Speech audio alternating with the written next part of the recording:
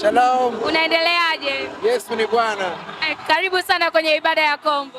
Nashukuru sana. Unaiongeleleaje ibada ya kombo with Christ? Yeah, it's a new experience. Namshukuru Mungu kuwepo pati ya huduma ya mtumishi wa Mungu Mruma.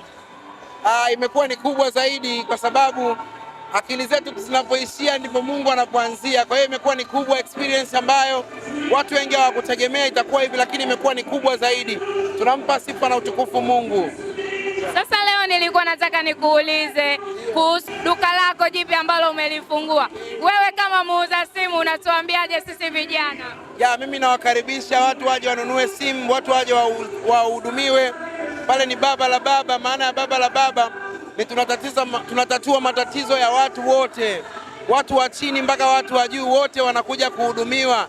Na nguzo yetu tu, hatufanyi kazi sisi, anayefanya kazi ni Mungu. Sisi tumepewa dhamana ya kuwepo hapo tu, lakini kazi ni ya Mungu. Kwa hiyo nawakaribisha watu waje kwa bidhaa genuine na nzuri ambazo zinawavutia watu, na vifaa bora vya electronics ambazo haviwezi kuharibika leo wala kesho, vina warranty kubwa. Kwa hiyo watu waje, na waalika. Mungu atawabariki sana kuliko wanavyofikiria. Tunashukuru sana, ubarikiwe. Nashukuru sana. Amina.